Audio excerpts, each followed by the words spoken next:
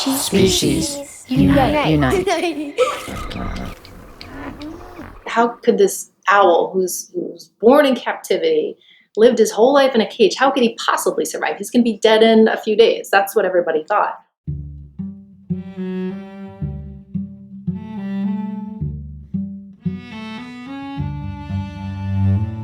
Hi, I'm Elizabeth Novogratz. This is Species Unite. In February 2023, a Eurasian eagle owl named Flaco made headlines and captured hearts when he escaped from his small enclosure at the Central Park Zoo. Born in captivity and unable to fly or hunt, Flaco defied every expectation. In just weeks, he taught himself to fly across the Manhattan skyline, hunt for his own food, and live as freely as an owl could in New York City. For more than a year, New Yorkers spotted him perched in Central Park, on high-rises, even outside their own windows, cheering him on as a symbol of resilience and freedom. This conversation is with attorney and lifelong animal advocate Christine Mott. She has immortalized Flaco's story in her new children's book, Freebird, Flaco the Owl's Dreams Take Flight. It's told from Flaco's perspective and celebrates courage, hope, and the right of all animals to live free without cages or confinement.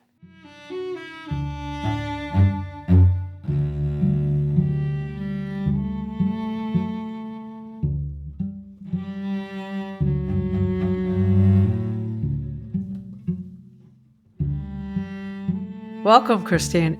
Thanks for having me. I'm thrilled to be joining you today to chat. We're here to talk about your new book, your kids' book, called Freebird, Flaco the Owl's Dreams Take Flight. It's so good to have this story back in the zeitgeist because it's truly one of the best stories, I think, animal stories that's happened in New York in a very, very long time. That's honestly one of the reasons I wrote it. Flaco's story was just so incredible, so touching. And I think so millions of people felt that way. And, you know, in real time, when I got the news of his passing, I just felt like, well, gosh, what an incredible bird, what an incredible story. It can't stop here. I really wanted to find a way for his story and the meaning of his life and struggles to live on. So I thought a children's book would be a perfect vehicle because you got fresh new minds ready to absorb information and lessons. And I thought that would be the best way to pay tribute to him. This book is so positive. I'm sure kids who read it are like, why do we have animals in captivity? Without ever really saying that in the book. I thought that was like just beautiful. Thank you for saying that. That's a huge compliment. And that was truly one of the goals too. I'm just going to say this one thing, and then I want you to actually tell Flaco's story for people who don't know or don't remember. But I think what you've done here and the way you've done it with such positivity and hope and beauty is something that the entire animal rights movement can learn from, because it's also adults connect a lot more to positivity than to scary and dark, even though all of us, our instinct is to be like, look what's happening. But positivity, it goes a long way. Like it doesn't feel instinctual in the same way that wanting to talk about the dark does, but I think it goes a lot farther often. So for people who don't remember or didn't even hear about Flaco's story, will you just give like the story? Flaco was a Eurasian eagle owl. That is the largest species of owl in the world, and they have a wingspan of about 6 feet wide. Just let that sink in for a second. That's taller than your average adult. And they're native to Eastern Europe, so their normal terrain would be mountains and vast open spaces. I think their normal territory would be something like 30 square miles. Flaco was born in captivity in southeastern coast of New York and in a breeding facility. And as a fledgling, he was purchased by the Central Park Zoo and brought to a solitary enclosure where he lived the first 12 years of his life. I visited the enclosure. It's still there at the zoo. And it's been described as roughly the size of like a city bus stop. And I'd say that's pretty accurate. It's probably a little bit smaller than that. And anyone who's ever visited the zoo, it's located adjacent to this penguin exhibit, which is this indoor, pretty big, I would say like maybe, I don't know, 100 feet wide. People walk in, there's an entrance and an exit. And so all day long, his cage was literally next to this concrete door that went boom, boom, boom. You can imagine the kids and parents walking by. So he lived there, nocturnal owl, basically had his life disrupted in many ways because when he was in captivity, he was alone. He was in a small cage that didn't allow for him to engage in any natural movement, so he couldn't fly. He didn't know how to fly because he wasn't able to. He wasn't able to have normal sleeping patterns because of all the loud noise and movements at the zoo. And he was fed a diet of probably maybe some alive rats, some dead. He wasn't able to hunt or do any other natural behaviors. And I've also read that I think he very rarely ever hooted in the zoo, which is just such a sad thought. So Flaco lived there for about 12 years until one night, it was in, I think, mid-February 2023. And we still don't know exactly what happened, but suffice it to say, there was a hole that appeared on the mesh top of his enclosure. So the front was glass, the back was probably concrete or stone, and the top was this kind of wire mesh material. And somehow a hole appeared.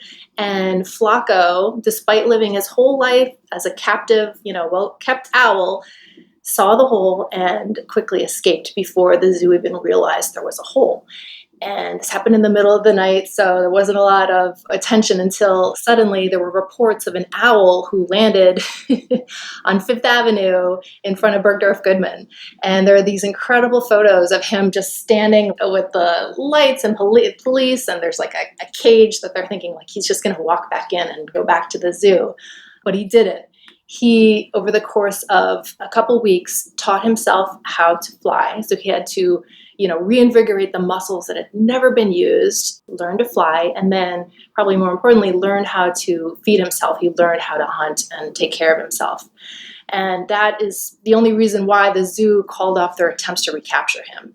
So after the zoo found out, they set off to have all sorts of traps. They put out these, I don't know exactly the name, but kind of these, if you can imagine, these big mesh traps. They would put live rats in there. They would play owl mating calls. They do whatever they could to try to get him to go back. But he outsmarted every single trap, never got caught, and certainly did not go back to his enclosure in the zoo, but made rounds all over the city. There are incredible sightings of people that found him like perched outside their high-rise apartment building, sightings at a sculpture garden in the Lower East Side, and then of course just him perching in his favorite tree in Central Park. So Flaco went on to defy all the odds, and he was finally able to live the life of an owl as best he could, in a foreign environment. But he could do all the things an owl finally could, and he hooted, and it was amazing. So he lived a little over a year as a free bird and really living it up until sadly he passed away a little bit after the 1 year mark when he collided with a high-rise building glass window, which is sadly the fate of so many birds, not just in New York City, but all over, wherever humans have come and created structures. Birds, unfortunately, cannot tell that it's glass. They see glass as air they could fly through. The glass was a contributing factor, and then also there was an autopsy done on Flaco, and he was found to have high levels of rat poison in his system from preying on rats in the city, which are unfortunately poisoned. So a sad lesson again about the importance of not using pesticides, because it never lives just with the targeted species that people are trying to kill. So when Flaco passed away, it was bittersweet, right? It was so sad that he was gone. On the other hand, I think so many people felt so happy for them that he did get that life finally that he deserved, even though it was a short period of time. There were memorials in his favorite tree. Like people brought handwritten notes and pictures and photos and little stuffed owls. It was so touching. Oh my, it was the whole city was so excited for this owl and like so behind him and cheering him on. Why do you think people, I mean, obviously it's an incredible story and it's an owl that not only escapes the zoo, but has this crazy cool life all over New York City and everyone's cheering him on. But do you think there's like something more to why people connected so much? Because I don't think most people in New York City had a problem with the fact that he was in the cage to begin with, right? And we see that a lot when we see like an animal escape a slaughter truck and then everyone's rooting for him and they end up in sanctuary. But with Flaco, it was even more, right? I mean, literally like New York City, this was what the city focused on during that time. It was a big deal.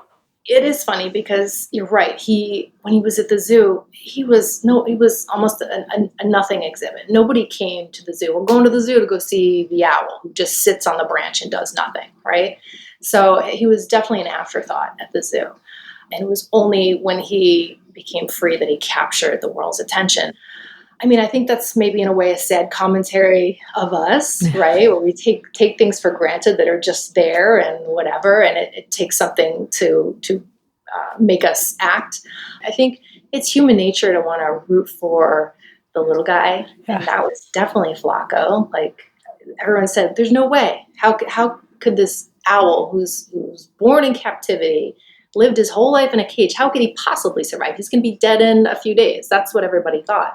So at the same time, it's like, well, give him a chance. He came this far. Like, why should he have to go back to his cage? I think that was the instinctive reaction of so many people. And that's where the Free Flaco movement was born. I think that it was trending, hashtag all over social media, Free Flaco. And it worked. I mean, it was a lot of the public pressure and kind of shaming of the zoo to say, let him be. Like, this guy he lived his whole life on display for entertainment. Can he have a moment? Give him a moment. And he got that. Do you know, this is a sad thought, but do you know, has the zoo replaced him with another owl? They have not, to my knowledge. I was at the exhibit maybe 3 months ago, and it was still standing empty. Okay, good. The sad part is I don't know who designed that zoo, but they have this exact exhibit repeated throughout the zoo. And so in that same size cage, I saw other birds. And then the saddest one was in that same size cage, some monkeys. You have to go see it with your eyes to really understand how pitiful it was that, this poor bird and all these other animals that are still there were enclosed in this. And it just, I hope it makes people, at least reconsider, whether you're a fan of the zoo or not, how we treat these animals matters. I mean, a lot of people go to the zoo, let's face it, for entertainment value, right? I think a lot of people like to say, we're here because we care about, conservation, and that's certainly what a lot of zoos tout. But when you get there and if you can really focus on, the size of this enclosure and then think about where these animals would naturally be in the wild, it's literally impossible, of course, to recreate a habitat of a wild animal. But these exhibits are, I would just say pathetic. They really and truly are. And I hope it gives people pause to think, maybe the status quo isn't the way it should be.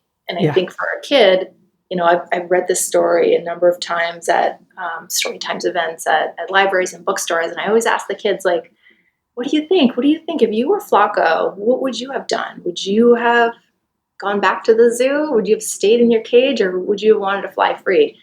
And without fail, everyone says, we would want to fly around. We would want to be free. And, it's such a, I guess, self-evident truth that, maybe we as adults, we gloss over because we've become accustomed to seeing wild animals in these situations, but it's obvious to a kid, I think. I think too, there's kind of this resignation of like, oh, that's how it is. That's how it's always been. That's what we do. And so to see this little animal like break free of those norms, I think probably gives people some inspiration that they don't have to be doing what they're doing either.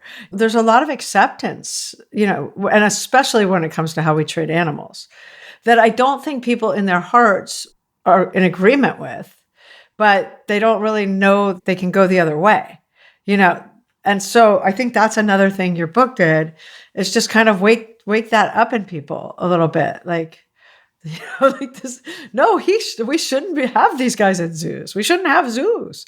It's really beautiful. And just so people know, the book does not end with Flaco dying. The book ends before Flaco dies. So it ends very happy. But his death did bring some good change to New York City too. Will you talk about that? Absolutely. Inspired by Flaco's plight, there's a package of laws before New York City Council known as Flaco's Laws. One of these bills has passed, which is amazing. We're working on the others. So the first that has passed is a pilot program to replace the use of rat poison in certain areas of the city with birth control for rats. This is amazing. I know some people say it sounds sci-fi. It's so weird. It's not. I mean, I've talked to folks that work at animal sanctuaries and other places all over where you might have let's say pest control issues, and a better solution is always finding ways rather than poisoning animals, because clearly it goes up the food chain. So the idea is that there are these pellets that you can put out that animals will feed on, and it will, just like contraceptive for people, prevent them from having pregnancies, and they're without the need to poison and kill animals. So it's amazing that the city enacted this pilot program. I'm so thrilled. Hopefully it's going to show that it can be done and there's no need to poison, and so they will eliminate all use of poison on public property. We still, of course, have the issue of private property, people doing that, but hopefully people will learn from that. So that's one part of Flaco's laws, and the other two bills are a light pollution reduction ordinance. So it would require buildings to either turn off or reduce unnecessary lights during the evening. For those who don't know, millions of birds migrate through New York City every year. And that's the same with cities and towns all over the world. And light really interferes with their migration patterns. It can really disorient the birds. They can become trapped in lights. The example I like to remind people of is, when you remember before the 9/11 memorial was built, there used to be the two large spires of light. Do you remember those? Yes. That Oh, yeah. projected up. I mean, it was beautiful and amazing and so touching. But one of the sad unintended consequences of this was birds that would fly by there would actually get trapped in the spires of light. They would go in and they wouldn't be able to find their way out, and they would just fly around in circles until they were exhausted or had a heart attack. And it just demonstrates the impact of artificial light on these birds. So the idea is, if we can reduce these unnecessary lights, particularly in cities, which are just flooded with artificial light all night long, it's really going to help these birds be able to navigate and not crash and have a healthy and positive return to where they're going to or from. So that's something that's up before City Council. And then the last piece is retrofitting windows. So all the glass windows that, of course, are ubiquitous all over every city, to have decals that birds can see. So these can be as simple as, basically, they're like kind of clear clings that go onto windows, and it just creates enough depth or dimension that the birds can see it, and it doesn't just look like clear air and they'll crash. It would require buildings that already have just regular windows to put on these decals or somehow modify them. And then, of course, new construction. There's wonderful technology now where windows can be built with elements inside the windows that create, again, just enough color or texture that the birds can distinguish it from air. And are other cities doing this already? I'm not aware of any city that's done all three of these. I've definitely heard, some areas that are working on kind of lights out initiatives, which is great. Yeah. But look, New York has always been kind of a lighthouse for legislation in progress. So if we have New York City taking on these amazing progressive ways to help urban wildlife, it's going to create a domino effect in other places that say, if New York can do it, we can do it too. So I think it's really wonderful and inspiring. And again, it's all because of, one little bird who captured people's attention. It's really amazing and a gratifying thing to see that his life was not in vain. Well, no, that's like part 2 of your book, right? The sequel. Like, he literally may save, hundreds of thousands of birds for the coming future. Exactly. Which is unbelievable. It really is. I think it's because his story just it was so amazing and allowed people to connect with him, right? And just these kind of basic themes that we all can feel like we can all have dreams. We can all relate to the idea of trying something that's really hard and it feels impossible, but we just have to try and overcome it. People, these are quintessential parts of everyone's life, and so that's why I really think and I hope that this book will be able to connect with kids and help open their eyes and again, trying to do it in a way that doesn't say like, shame on you for going to the zoo and shame on you for using pesticides. But I think hopefully it just creates that like, like an aha moment where parents and kids can say, we are happy that Flaco, got to live his life free, and maybe dig a little deeper. What does that mean for him and for other birds and other animals? It really teaches kids and adults about captivity. And I feel like this in the US, it's something we're behind on compared to other parts of the world. We don't really focus much on captivity, not in a mainstream way. And we're not really, shutting anything down in any big ways. Whereas there's countries all over the world that are doing a much better job. And I do think getting this in kids' heads of like, no, I don't need to go see that in a cage in a zoo where he can't even fly, he can't hunt, doesn't have a mate, he's all by himself. I'm going to go look at a depressed owl in a box. That's not seeing an owl. Exactly.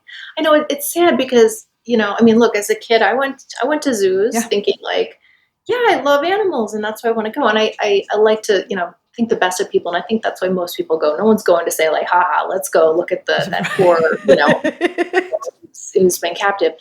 But I think, whether it's conditioning or, whatever it is, people haven't made that connection yet where they say, I'm going here because I love the animals and I'm sure they're fine here at the zoo. So sometimes it's just, maybe it sounds simple, but just taking a step back and being able to see the world from someone else's perspective. And maybe they've never stopped to think like, is the animal happy at the zoo? Yeah. Like, what was that animal's life like outside the zoo? So many kids just learn from their parents. And I don't think their parents are walking around thinking cruel thoughts, but their parents are stuck in their ways. This is how it's always been kind of thing. And so for kids to see a story like Flaco's, which it totally reads as fiction, right? You're like, how is this? Like, it's such a crazy story. This little owl that the whole city was cheering for. That it really gives them something tangible, like, oh, wait, it actually could be different. And there's something about that, I think, that's so incredibly powerful. That or even just exposing them to things that may be out there. To your point, no, parents aren't teaching, go be cruel. It's more of an omission of these are things that are happening that we should care about, that aren't okay, right? The whole issue of the ethics of keeping wild animals in captivity. That's what this book is trying to address in a very child-friendly way. So I don't use any of those words. It's really just as simple as this isn't an issue. The issue is, animals are sad or, they are impacted by being, taken out of their wild, homes and lives and put into an artificial place. There are real physical and emotional consequences of that. And a child would be able to relate to that because, again, we can connect with the idea of having a dream or not being able to have something that you really want. The idea is just creating that little seed of curiosity and empathy. Yeah, absolutely.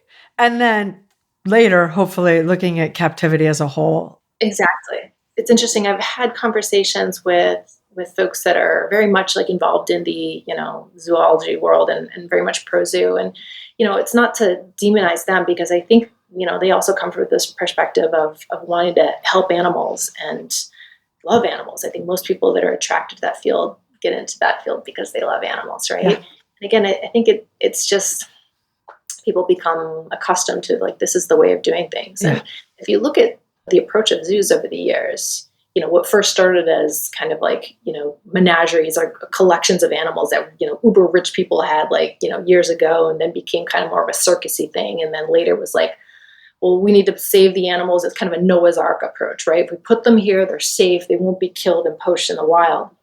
And it's kind of changed over time. And even now, I think if you ask most people that are in, the world of zoos and conservation, they would say, yeah, I mean, the reason we're not necessarily, trying to, by keeping these animals, in the cages, that's not necessarily helping the animals that are out in the wild. Their approach is now, well, if people can see the animals, they will be inspired to help the other animals in the wild. So it's kind of like evolved over time. And again, I think they have good intentions, and it's just somehow the lives of those individual animals that are held in captivity are viewed differently than maybe the species as a whole. They're taking one for the team kind of thing.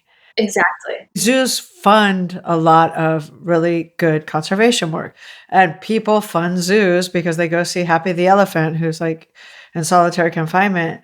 And I mean, that's the only reason the Bronx Zoo won't let Happy go. It brings in so much money. Like everything else where we really exploit animals, we got to change the whole system. Totally. There's a lot of people that, conservation can be funded totally different ways than having people pay to go see animals in cages. The thing is, Flaco, demonstrated nobody cared about Flaco until he was out of the zoo, right? Yeah. So what good did having him in the zoo do for his species, for conserving his species? It did nothing. It was only when he escaped that he became a megafauna, as zoos like to say, of, the really captivating species. So, that kind of discredits the whole idea of we need to have them on display to get people to care. We don't. Right. And there's other great examples of, the pair of eagles that are, in Big Bear in California that have been on the eagle Jackie camp. Jackie and Shadow. I mean, we're showing now, especially in this world, today with technology, there's not a reason to have animals live in these little concrete stalls to be able to save the other animals back home. And it also, in a way, I think gives people, maybe free, we paid our dues at the zoo. We did our conservation efforts. So we don't need to care about things like the rainforest destruction that's happening because of all the beef farming in Brazil, or, you know what I mean? I think in a way it gives people this allowance to say, well, I already did my part. I don't need to think about the rest. And there are so many other issues that people can actually have an impact on in their day-to-day life if they make little changes. And better than paying the admission price at the zoo. At the zoo. A fraction of that go towards conservation efforts someplace else. Absolutely. I 100% agree. And I am a big fan of shutting this stuff down.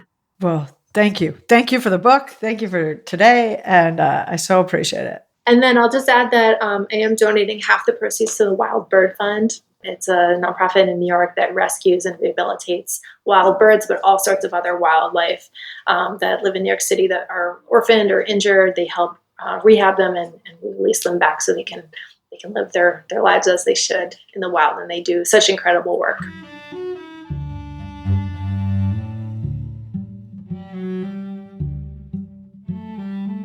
To learn more about Christine and to order her book, Freebird, go to our website, speciesunite.com. We will have links to everything. We're on Facebook, Instagram, and TikTok at Species Unite. If you have a spare moment and could do us a favor, please subscribe, rate, review on Apple Podcasts or wherever you listen to podcasts. It really helps people find the show. I would like to thank everyone at Species Unite, including Gary Knutson, Caitlin Pierce, Amy Jones, Paul Healy, Santina Polke-Link, Bethany Jones, Hannah Gabrielson, and Anna Kollner, who wrote and performed today's music. Thank you for listening. Have a wonderful day.